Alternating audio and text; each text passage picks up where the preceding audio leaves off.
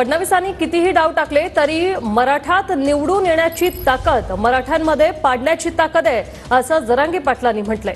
फडणवीसांनी मराठ्यांना डिवचू नये असं देखील जरांगे म्हणाले।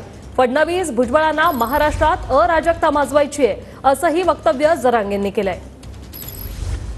फडणवीस साहेबांनी किती डाव टाकले आणि किती विरोधात घातले, मराठ्यांची पाडण्याची ताकद हे निवडून येण्याची बी दोन्ही बी त्यांनी ते करूच नाही।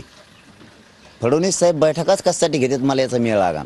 मराठा आरक्षणासाठी घेतात का मराठा आरक्षणाच्या नावाखाली लोकांना बोलून घेतात आणि ती आल्यावर एक एक फोडी देतात मराठ्याच्या विरोधात घालते। जे आत्तापर्यंत मराठ्यांच्या आरक्षणाच्या बाजूने बोलत होते ते बाहेर आले की मराठ्याच्या आरक्षणाच्या विरोधात बोलायला लागले।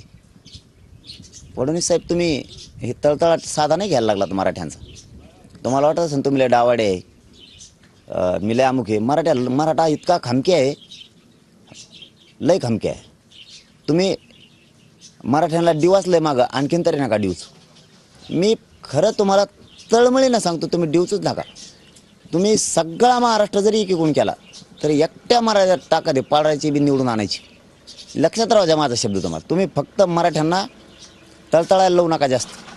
तुम्ही विरोधात घालून मला माहिती आहे तुम्हाला महाराष्ट्रात अराजकता माजवायची। आता छगन भुजबळांनी तुम्हाला महाराष्ट्र रक्त बंबाळ करायचं आहे आणि खुर्चीवर बसायचं। ती खुर्ची पचायची नाही तुम्हाला आणि तुम्हाला ते पाप गोरगरिबाच्या डोक्यावर घेतलेलं बसू बी देणार नाही त्या खुर्चीवर।